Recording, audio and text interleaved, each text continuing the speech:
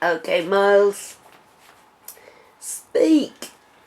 This is the output valve for Energy 106, the last Super Pirate that broadcast. We did 800,000 watts using this valve with a lot of antenna on Alien Mountain, which was run by an abductee called Lawrence John, who's abducted 4 times.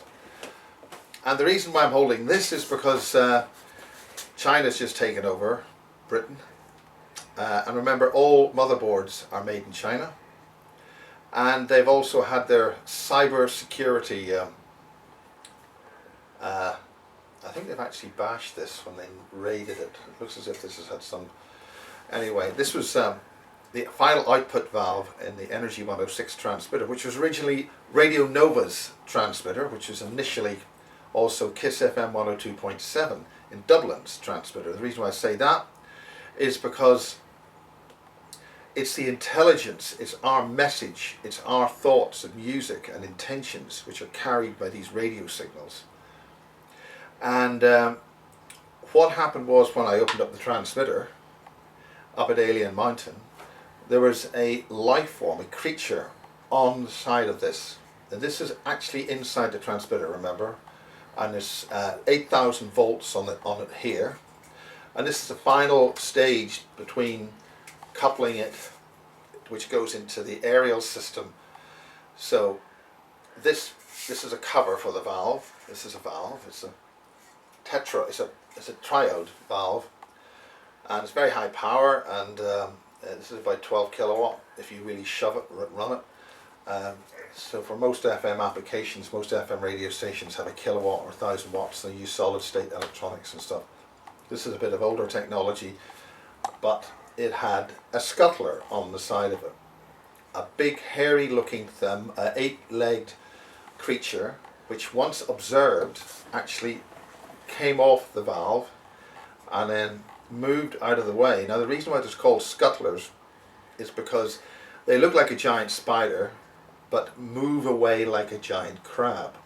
I mean, we're talking giant when I say it's a bit bigger than my hand.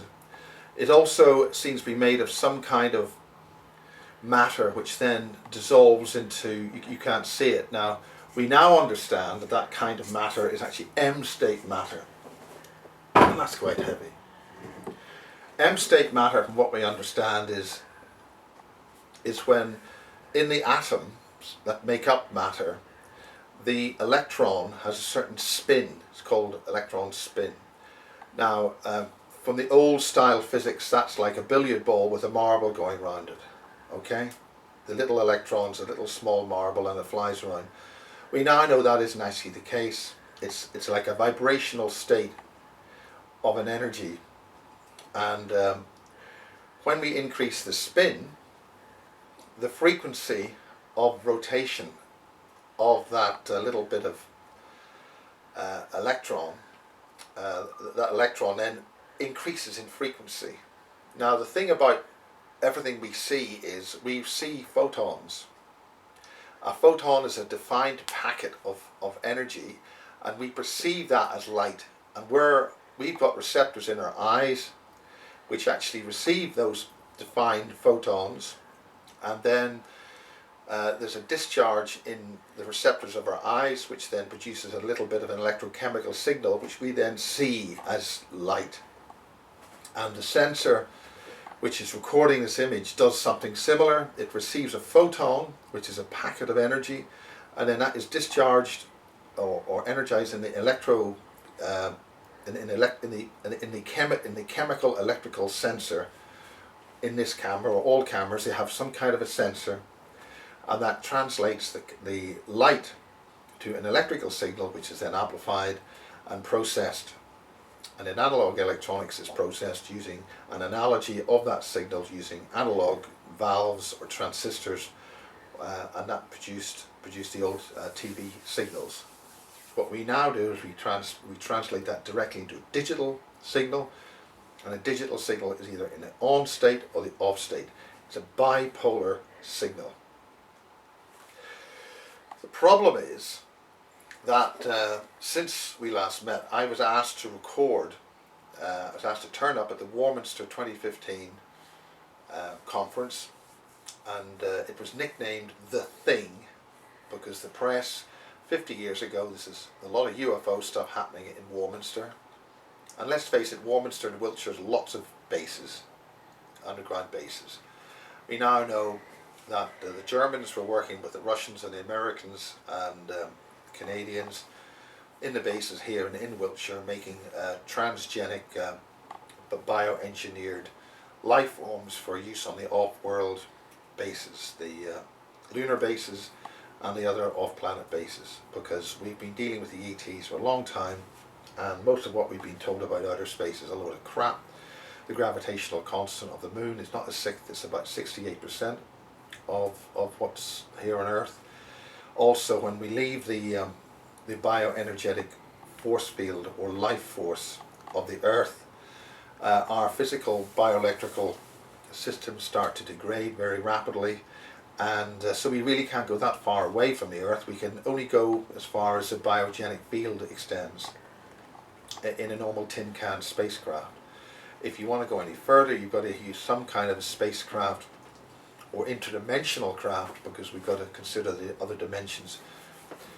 The so-called 3D world that we live in is as inaccurate as the two-dimensional flat Earth type of a world, and there's a whole lot of crap about the flat Earth, but the flat Earth is a further distraction to what we're dealing with, a multidimensional issue. But the point is that the biogenic structures of our life, physical body, the biological energetic thing, or whatever you want to call it, the entity or soul, which is the difference between a body being alive or dead, that has a lot of problems. The bioenergetic signature or the auric field, which you can take Kirlian pictures of and other types of pictures of, that degrades as you fly higher in the atmosphere, closer and further away from the biogenic field of the Earth. That is what sustains us here as a life form in these bodies, which means any kind of life that's going to walk about here in physical matter has to walk around in a human type body. That's very important, because it means you can have a completely different alien species using a human body to walk around. So in other words, the aliens just look like us. Now, one of the signatures of whether they're not actually human is sort of windows of the soul, i.e. through the eyes and other parts, that if you see different things there, you're dealing with a different being and inhabits us. So the point about this is that once you get further out of space, you've got to have some kind of biogenic device which creates this biological life force which sustains you if you're going to fly out any distance, which is why the whole Apollo thing didn't work, and they can only go to a high altitude. So likewise, the space shuttles and all that, we could only do a relatively low orbit away from the Earth. So that means you've got to have other forms of motor getting around. And John Irwin's just published his book again, and John Irwin was one of the secret military elite in the 1950s, pursuing ancient technology which gained you access to the portals and gates on the Earth, which allows you to get off planet or into different parts of this planet in different dimensions. So there's lots of different places on the Earth with different types of people in it in different dimensions, and we've known this in the histories of different life forms, like the jinn, the angelic realm, and the jinn, which now seems to have been given a bit of a bad rap, so that humanity gets a kick in the ass to, they have to play the bad guy, so that humanity, if it wakes up, those who wake up can perceive different realms and ascend to a much more higher level of consciousness. But because we've got a number of predators working with us here, which are part of the many ET races, and I use the term ET very, very crudely, because ET, extraterrestrial, means that you're dealing with a three-dimensional paradigm plus time, which is a very crude way of looking at space. And that's what the astronomers use. The astronomers use basically an optical lens, either a radio frequency lens, or a a physical glass type lens of one form or another to look at vector waves, or light packets of photonic energy in that defined level. So they get a very, very, very, very, very severely distorted and severely limited view of what the solar system and the universe is, because they're using a very restricted measuring instrument to make all the calculations, and we know a lot of the calculations in science have been heavily distorted by specific interests who want to make an awful lot of money off people. And whilst they've got rich, an awful lot of people have died, got sick, and these individuals have farmed us and been extremely treacherous, thinking they're going to win because they've got lots of money. And they know they're not going to win because they have lost before, and so in order to maintain their realm, they are creating a subspace or a subset of reality. It's a bit like creating a fish tank in the ocean, and you get all the fish that you can get and shove into your fish tank so they can then rule that domain, that restricted subset of reality, so they can stay in this realm, rule forever in their realm. And forever means that they've got control of a matrix reality control system, which means they can create all the reality they want, and they get us to create that reality for them, because they need us to churn our perception and keep that false reality going. So if humanity as a wider concept wakes up, we can then change that reality into whatever we want as opposed to what they want. And this was summarized in the nursery rhyme, The King's New Clothes, where the little boy in the nursery rhyme actually realizes that all the other people in the kingdom of the king's kingdom said how wonderful these new clothes were because they were all yes men. And we've got that situation today. Everybody's yes men. Always say yes when you know damn well there's an elephant in the room. Or in the case of the king, he was stark bollock naked. And of course everybody said the king's new clothes were fantastic when they all knew he was naked. And the little boy said, excuse me, but the king's actually naked. Then everybody else said he was naked, and then the king, of course, looked a complete fool. But really we are the fools because we keep on saying that the king's clothes look fantastic. So it's time for us to start seeing what we actually say what we actually see and perceive, and stop towing the line saying the king's new clothes are fantastic. They're not. The whole point about this is that in the Warminster thing, Peter Paget gave a briefing over 4 hours, which I was asked to record, and we won't go into the details of why I didn't use my cameras the first time, but I just used my little mobile phone camera, because the Warminster people had their own cameras, and they have got a nice recording of it. Peter Paget is an MI6 agent. He's done work for MI6. Not all of that's been very, very nice. We've heard reports back that some of that work was pretty treacherous, let the Americans in, certain inventors of new energy and free energy devices who'd actually got it working as a production model. He befriended and got information back. The Americans came in, destroyed everything, and the actual guy who invented it ended up dead. So, Peter Paget's done his job. It's been pretty nasty. That's horses for courses, right? So the point is that Peter Paget has declared unofficially, officially on behalf of MI6 and British intelligence and the British as a whole, that the UFO situation is real. Now, I've known it's real for over 35 years because I've been dealing with an agent a long, long time ago, way back in the early 90s, who explained that they've been dealing, they know everything. If there's any UFOs, they'll know who they are, they'll be able to check them out, verify whether it was alien or what type of ET it was or extra-dimensional being it was. It just involves all the interdimensional beings and entities involving our ancient standing stones, the whole spectrum of various dimensional, interdimensional beings, which we've been dealing with, our elites been dealing with, because above any Prime Minister or President or any committee of 300, of any physical beings which would be here, there are other layers above that, And right now there seems to be a change in management of those layers. Some other beings are coming in. It's the bloody war going on out there, and there's been some aspects of that war has actually found its way to the surface. And one of those situations was a major fire in the ground wiring and electrical systems and wiring of the cabling in Holborn, in central London, near the tube station.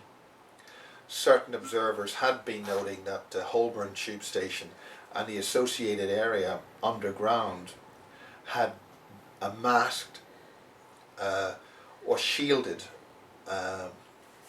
ET facility. In other words, a facility which exists in a similar space-time as we do, but there were times when that space-time shielding was changing and getting unstable, and when that happens, if you are ready to notice it, you can notice that local reality seems different, but you'll only get a couple of seconds to do that noticing, because this is why I talked about the scuttler creature. The scuttler creature was only perceptible in this reality for about 2.5 to 3 seconds. Now, some observers are suggesting the reason why that is we're existing in some kind of reality projection which involves the moon and light communication or vector wave communication from the moon, which would be involved with dealing with the matrix here, is about a 1.5 second delay both ways, roughly. Give you about 3 seconds. That could be totally wrong, but it's an indication that the creature that moved from that valve, which was only visible for about 3 seconds, dissolved away into nothing in 3 seconds, because it was able to change, as I mentioned, the spin on the atom. Once you spin up that rotation, or that frequency of energetic rotation around the atom, you increase the spin, then you spin yourself out, you energetically translate out of the so-called reality that we think we're in, because you then generate a different image in a different dimension. So you basically change your energetic focus by increasing the frequency of energy, of the wavefront energy of that matter, and you don't see it anymore. It literally translates. And that's why when you see M-state matter, it's a sort of a translucent form of matter, because you're no longer being able to see the packet energy waves, the photons, the packet light from that source. Depending on your own perception, if you can follow that, if you can track that that frequency shift, you'll be able to see other realities and dimensions as well, because you'll be able to catch an image of that. Because we're all basically in images. This is a focus. This matter that we're in is a wavefront image that we see. It's a stable state of energetic frequencies which are coincident, and we call it matter, and that is that's what we call physical. And with the focal issue, that would be a hard or a defined focus of energetic frequencies, which we call matter.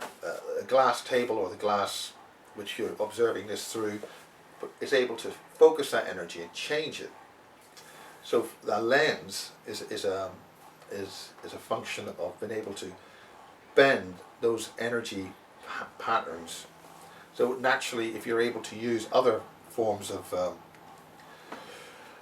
of lens, you'll be able to translate between different realities, dimensions.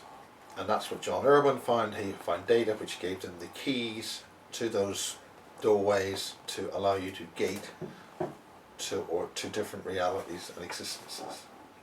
In the meantime, I'm going to have a cup of Bob Nazar coffee. Hold on. Okay. Bloody hell, this is bitter coffee. This is really, really bitter. I'll just have another cup. Do you need No. Oh, it's God, it's bitter and twisted. Then Oh, this coffee really is bitter and twisted. Oh my God. No wonder it's bitter and twisted. It's a rich planet cup of coffee.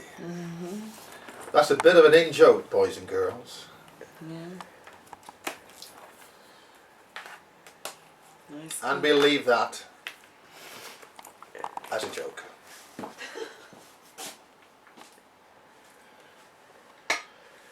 Right, so where were we? Right.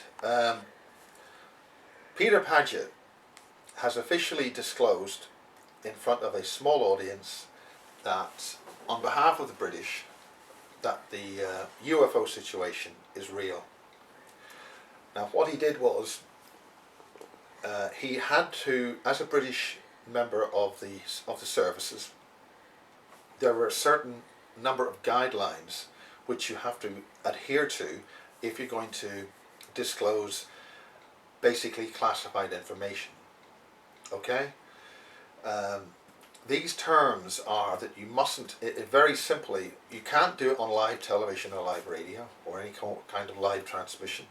You have to do it recorded. If it's in front of an audience, the audience must be no more than 150. Now I recorded it on video, but because it was recorded, he's saying that was okay. I think you're only normally allowed to do it on audio, but the bottom line is it's done. I was asked to do this. I did it, and it's out there as basis 47 or 48 or whatever it is. Now that's the Peter Paget disclosure briefing. Now what he did was he did 1 hour as a lecture, which is on the 50th anniversary on the Saturday, the I think whatever it was, the 28th or 29th of August, and then he did a very close workshop with about 14 people on the Sunday for 3 hours, and that's the main bit that I recorded. Now what he did was he highlighted UFO cases by giving answers to details within those cases without really explaining what the case was all about. So you have to know what the case is to understand what he's talking about. So for instance, he mentioned a pilot. He mentioned a case which Tony Dodd got into a great deal of trouble with in the 1990s, and this involved a Harrier jump jet which ended up submerged, I think, in the Bristol Channel, and when they got to the plane, the canopy was closed, but the pilot was gone. Okay?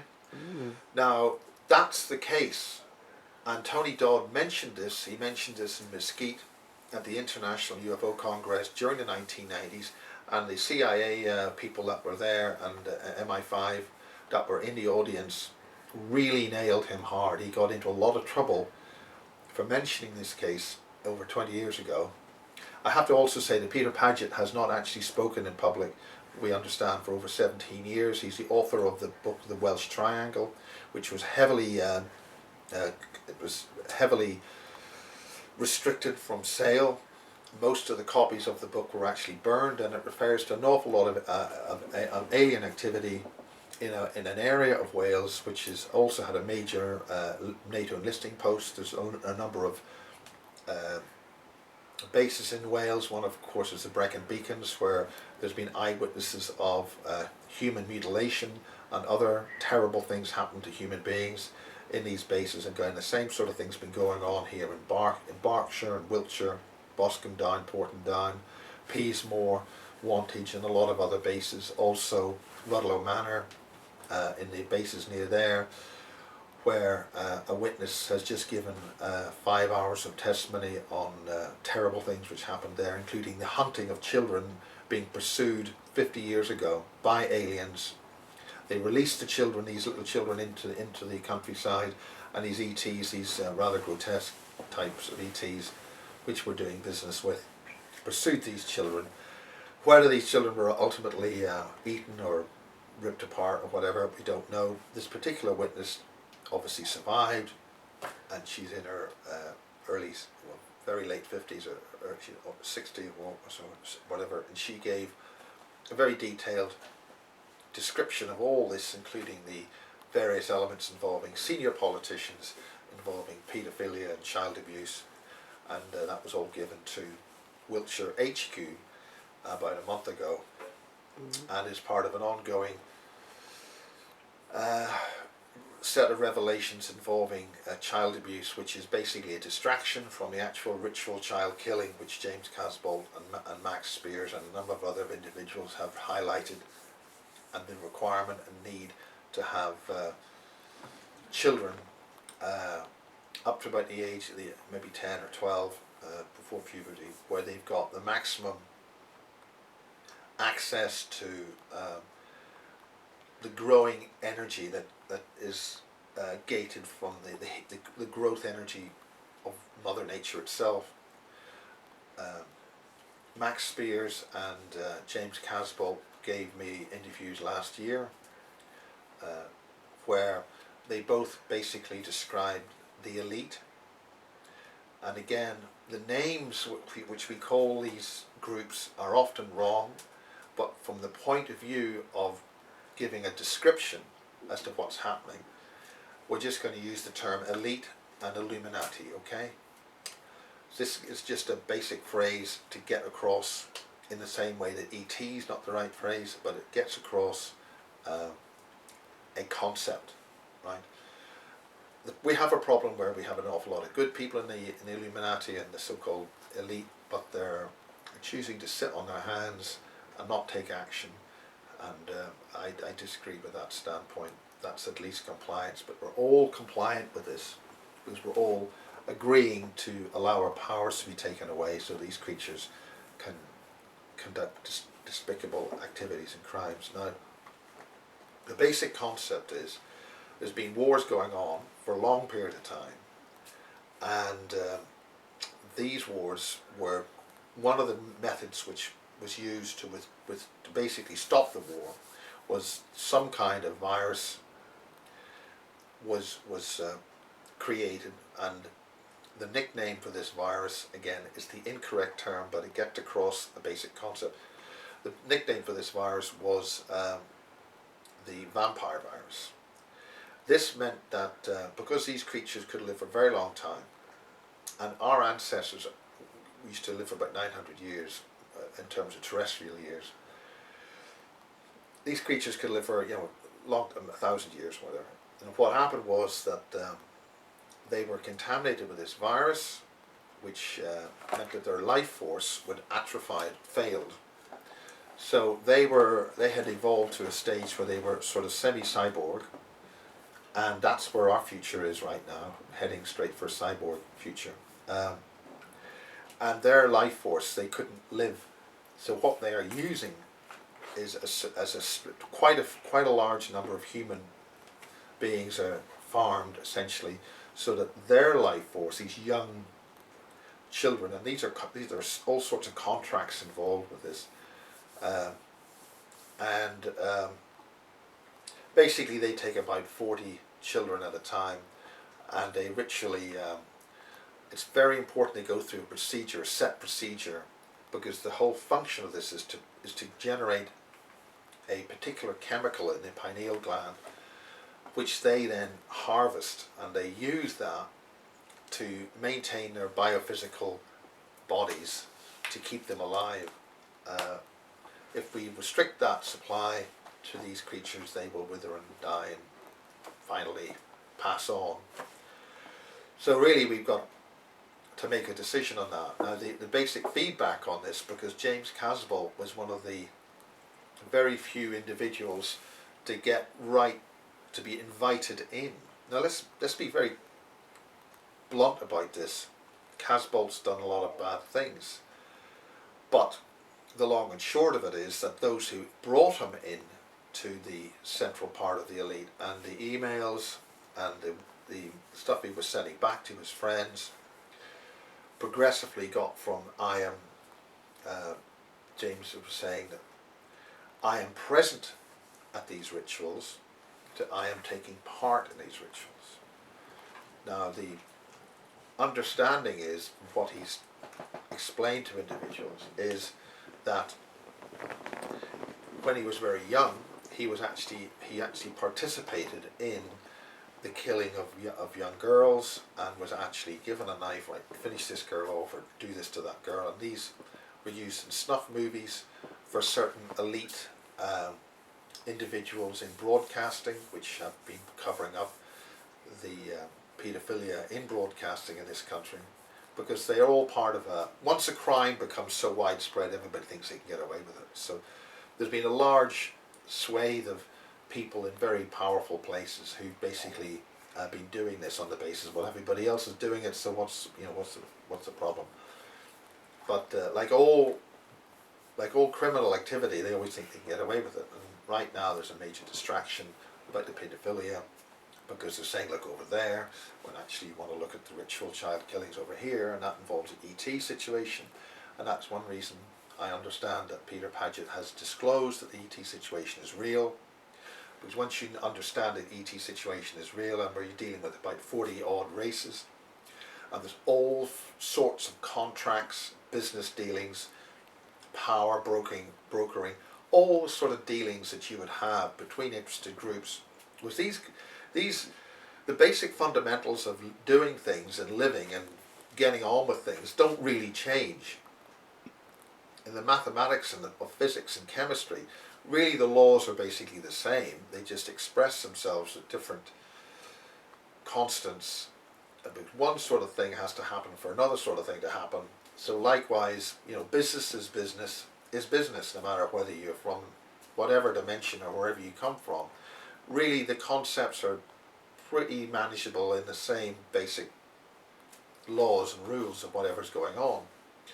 So really, in many respects, you've got one bunch of thieving, scheming, murdering slime balls in our domain, dealing with a bunch of seething, backstabbing, double-crossing slime balls in the other domain. So you've got one bunch of slime ball, backstabbing, double-crossers dealing with another bunch of slime ball, backstabbing, double-crossers, doing a lot of backstabbing, the double-crossings, double-crossing, whatever. And so that's been going on. So again, that's really the nature of business. It's the nature of power. It's the nature of who controls what. It's not rocket science, so nobody should really be terrified or shocked about this. And in many respects, if you're going to evolve to be a leader, you've got to be, one son of a bitch has got to be able to outwit another son of a bitch. It's the nature of power, and that shouldn't surprise anybody. But that doesn't mean that we should be saying nice things about these people. Maybe we would need to say nice things about them in case they, decide to do nasty things to you. I mean, when Christianity was forced upon us and they hijacked, certain power brokers hijacked the original Christianity and manipulated it for political spin and control. That's the satanic ritual, so-called Church of Rome. Who have revealed themselves through the Pope's recent visit to the United States and the presence of certain ritual entities and creatures were made apparent. The codes were there to who people could read those relevant codes. The whole thing's a farce and a fraud. It's just up to how much, again, with the king's new clothes, that we want to take part in that farce and a fraud. How long we want to let these creatures get away with doing what they're doing. So the basic point is that we shouldn't be surprised by these things. But now we've got a whole bunch of new variables and new players in our collective game that we are playing here. We've got to understand who those variables, what the variables are, what the players are, and understand what the game is before anybody starts taking action about it. Because you are in the game, and we are playing the game. We are either pawns in the game, or we're kings, queens, castles, and rooks in the game. So we're all here, we're all in this game, and we're being educated. That's what I believe Casbolt and the so-called super soldiers and the other elements which I've been talking about, from Joanne Summerscales and you know, the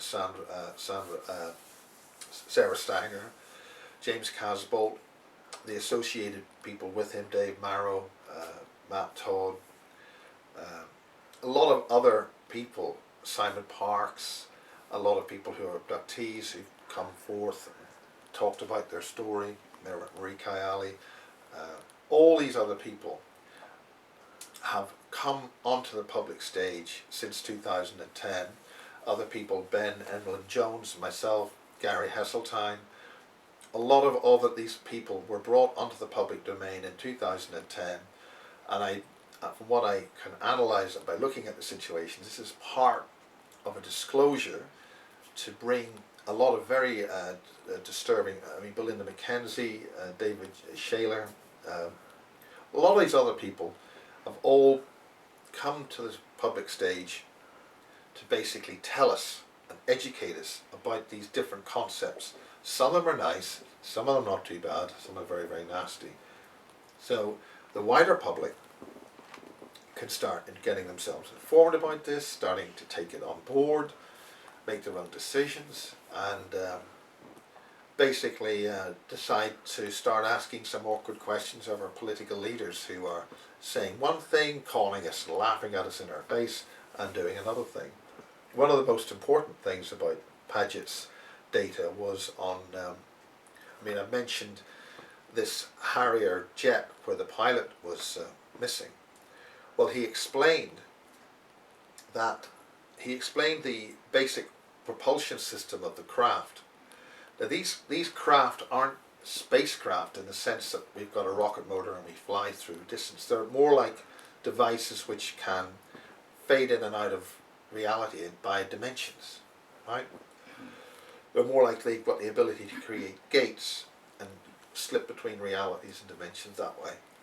But they also have a fairly powerful force field, and that force field emits very high energy particles which when they go through our matter, you know, leave holes and basically irradiate to destroy that matter. So what was happening with that pilot was he was flying too close to the craft, so what the ETs did was they actually beamed him out, to use a term, they beamed him out of the jet to the craft to save his life. And then obviously the Harrier jet was left in the ocean with nothing in it.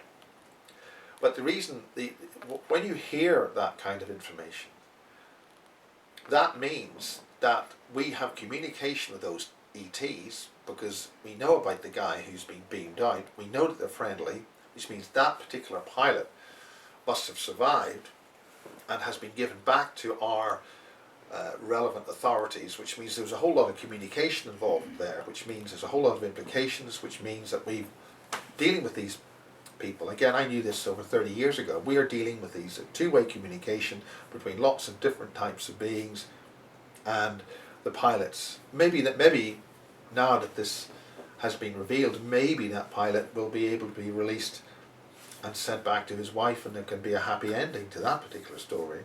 But there was an unhappy ending with the B-52 crew in Vietnam, where this B-52 was found fully intact on the ground in the jungle. But all the metal of the B-52 was irradiated with these tiny little holes, and the entire crew were also, all their matter was irradiated, so they were fully irradiated, which killed a whole lot of them. But the craft, you know, that's what the aliens wanted to avoid.